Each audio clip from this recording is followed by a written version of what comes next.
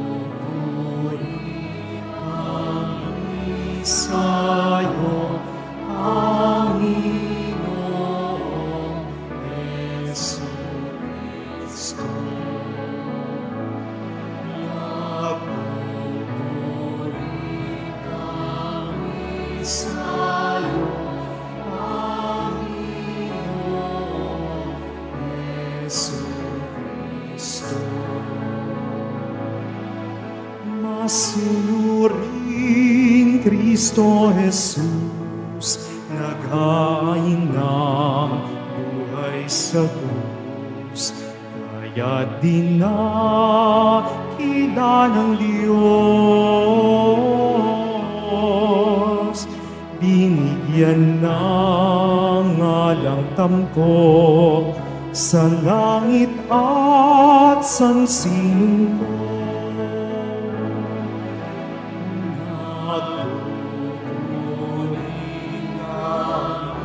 Sa'yo, Panginoong Jesucristo.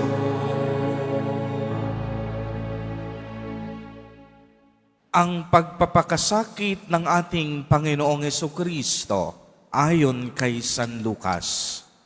Tumindig ang buong kapulungan at dinala si Jesus kay Pilato.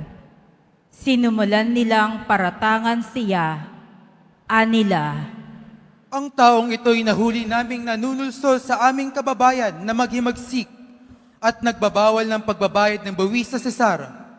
Pinapaniwala pa niya ang mga tao na siya ang Kristo, isang hari. at tinanong siya ni Pilato, Ikaw ba ang hari ng mga Hudyo? Kayo na ang nagsasabi. tugon ni Jesus.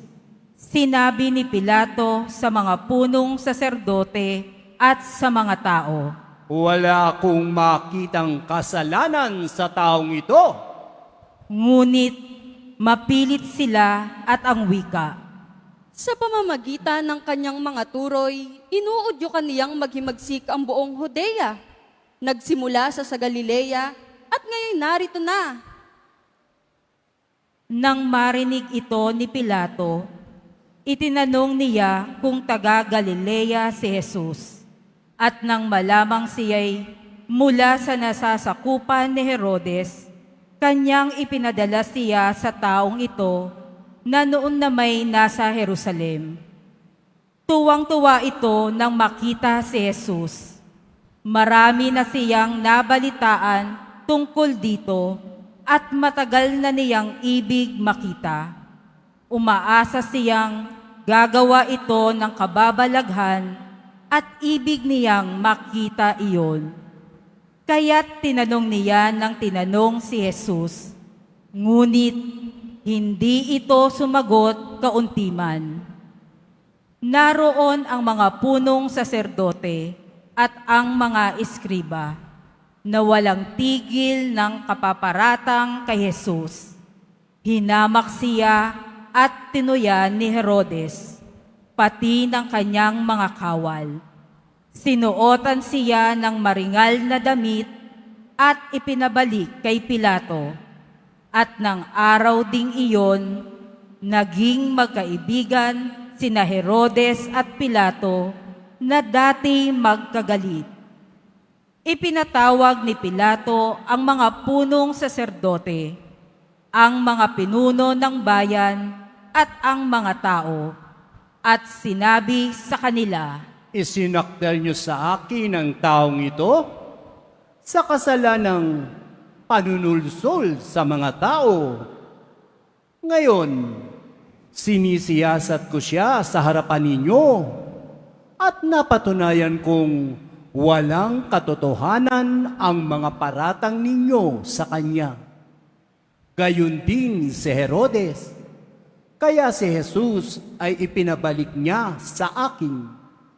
Hindi siya dapat hatulan ng kamatayan. Wala siyang kasalanan. Kaya't ipahahagupit ko lamang siya sa kapalalayain.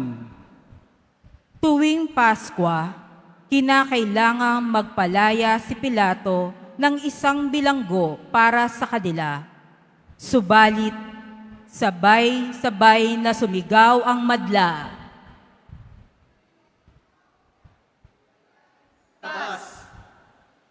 Nabilanggo si Barabas dahil sa paghihimagsik na nangyari sa lungsod at dahil sa pagpatay. Minsan pang nagsalita sa kanila si Pilato sa pagnanais na mapalaya si Jesus. Ngunit sumigaw ang mga tao. Ipako sa krus! Ipako sa krus! Ikatlong ulit na sinabi sa kanila ni Pilato. Bakit? Anong ginawa niyang masama? Wala akong makitang dahilan upang siya'y ipapatay. Ipahagupit ko na lamang siya at sa kapalalayain. Datapwat lalo nilang pinagsigawan na dapat ipako si Jesus sa krus. At sa wakas ay nanaig ang kanilang sigaw. Kaya't ipinasya ni Pilato na pagbigyan ang kanilang kahilingan. Pinalaya niya ang taong nabilanggo dahil sa paghihimagsik at pagpatay, ayon sa hinihingi nila, at ibinigay sa kanila si Jesus upang gawin ang kanilang kagustuhan. Nang dalanan nila si Jesus upang ipako, nasalubong nila ang isang lalaking galing sa bukid. Ito'y si Simon na taga Cirene. Pinigil nila ito at ipinapasan sa kanya ang krus, kasunod ni Jesus.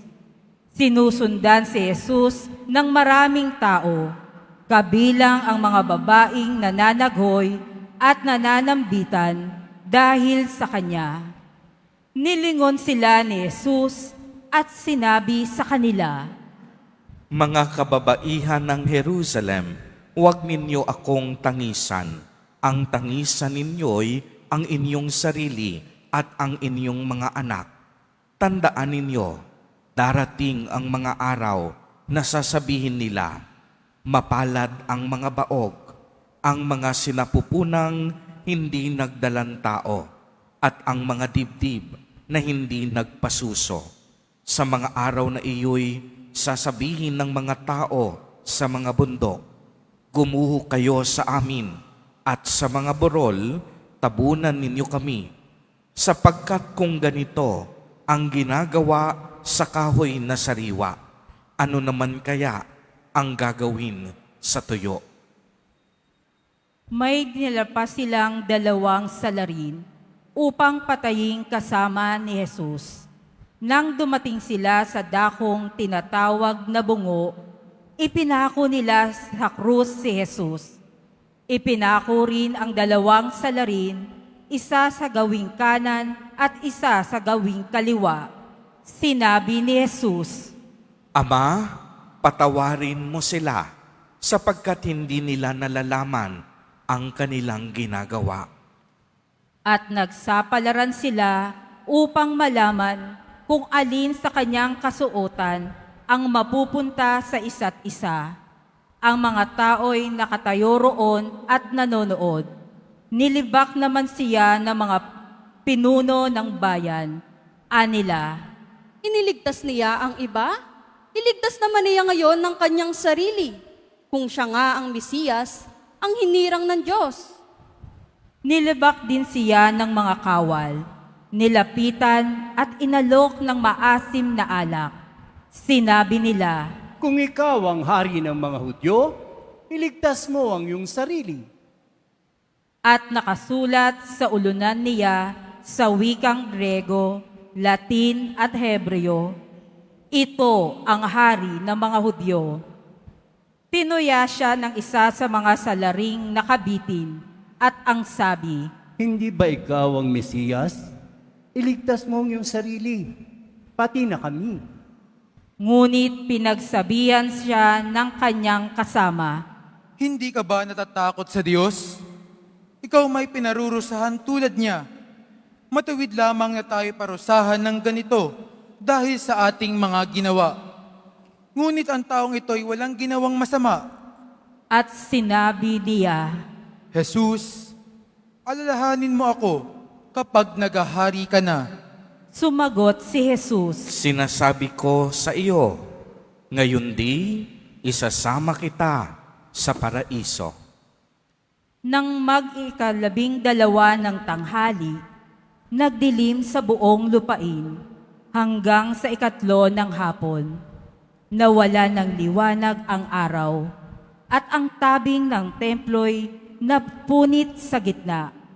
Sumigaw ng malakas si Jesus, Ama, sa kamay mo'y ipinagtatagubilin ko ang aking espiritu. at pagkasabi nito, nalagot ang kanyang hininga. Magsilod po ang lahat at manahimik sandali.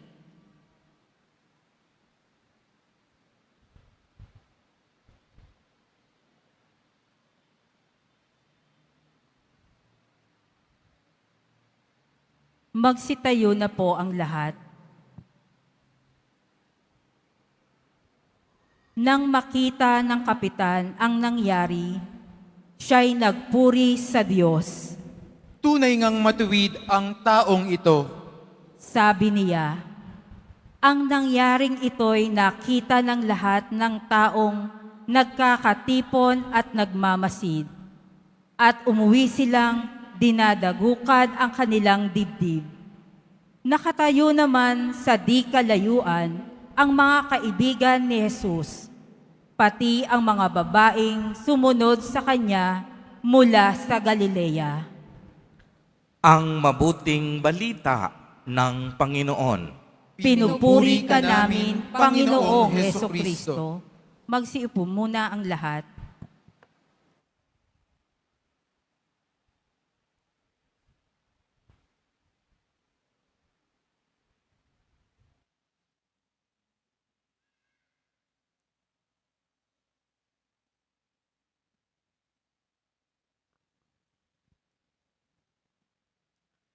Ngayon po ay linggo ng palaspas.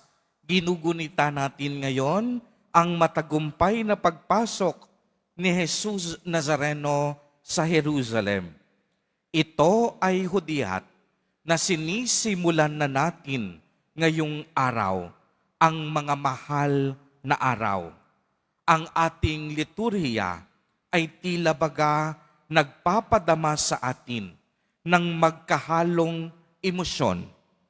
Sa simula, ang ating komunidad ay nasasabik ng ating iwinawagayway ang mga palaspas nating hawak-hawak. Gayunpaman, habang ipinapahayag ang pasyon ng ating Panginoon, tila ang hangin ay naging malungkot habang naririnig natin ang mga pangyayaring humantong sa pagkapako at pagkamatay ng ating Panginoong Jesus. Ang kahalagahan ng kaganapang ito ay isang katuparan ng isang propesiya. Daang-daang taon na bago pa man isinilang ang ating Panginoon sa mundo. Sinabi sa aklat ni Propeta Zacarias, magdiwang ka sa kagalakan o Jerusalem, ilakas mo ang awitin, pagkat dumarating ang iyong hari na mapagtagumpay at mapagwagi. Dumarating siyang may pagpapakumbaba, may isang batang asno na kaniyang sinasakyan. Narinig natin sa ating ebanghelyo na ang ating mahal na pong Jesus Nazareno ay nakasakay sa isang asno habang maringal na pumapasok sa Jerusalem, habang ang mga tao naman ay nagsisigawan ng Hosana.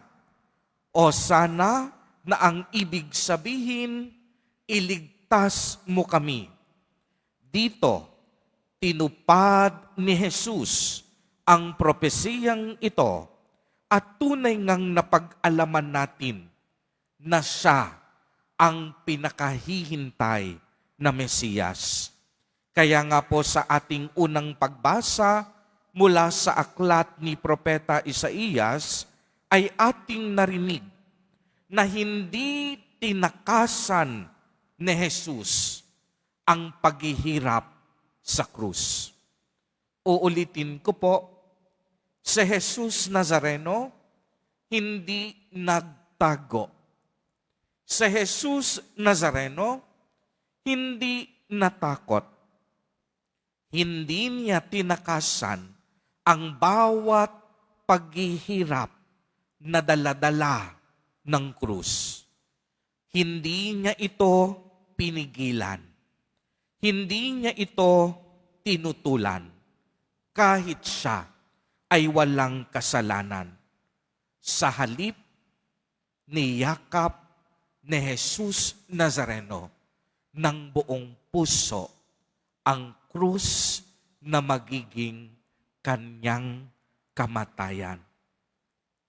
Niyakap niya ito upang ihandog para sa ating lahat ang kanyang sariling dugo at buhay. Sa ikalawang pagbasa, inilarawan ang pagiging mapagkumbaba ni Jesus. Si Kristo, bagamat siya'y Diyos, hindi nagpilit na manatiling kapantay ng Diyos. Hinubad ang lahat ng katangian ng pagiging Diyos.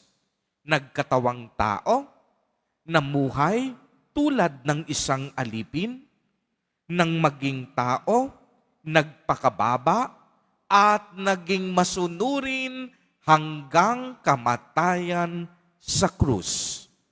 Opo, hanggang kamatayan niya sa krus.